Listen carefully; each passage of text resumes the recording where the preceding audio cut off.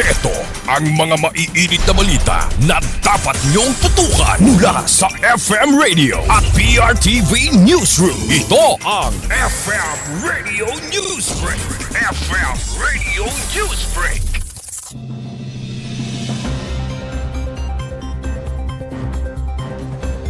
Magandang umaga mga ka-Vice. Narito na ang mga nagbabagang balita para sa ating FM Radio Newsbreak.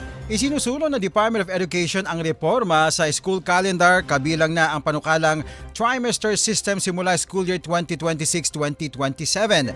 Ayon kay Education Secretary Sani Angara, layunin nitong pahabain at gawing mas maayos ang daloy ng pagtuturo, mababawasan ang workload ng mga guro at mapapataas ang kalidad ng instructions.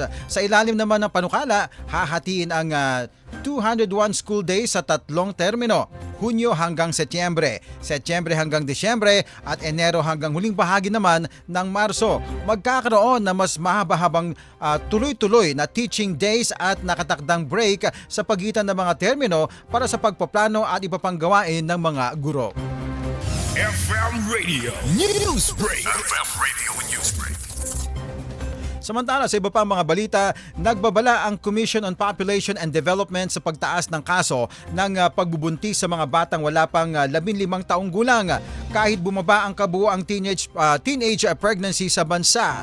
Batay sa datos ng Philippine Statistics Authority, umakyat sa 3,612 ang live birth sa edad na 10 to 14 years old noong 2024, mas mataas kumpara sa nakaraang taon.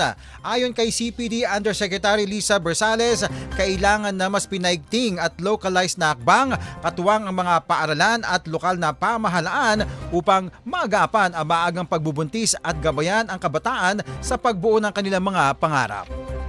FM Radio Newsbreak. FM Radio Newsbreak. At sa ating panghuling balita naman mga ka-Vibes, kinumpirma ng Department of Health na may kakulangan sa mga dentista sa bansa kung saan ang kasalukuyang ratio ay isang dentista sa bawat 53,000 na mga Pilipino, malayo sa pamantayan ng World Health Organization na 1:7,500. Ayon sa DOH, maaaring ito ang dahilan kung bakit siyam sa bawat 10 batang Pilipino ay may tooth decay o iba pang problema naman sa ngipin. Dagdag ng ahensya, mababa ang sahod sa pampublikong sektor kaya hirap makakuha at makapanatili ng mga dentista.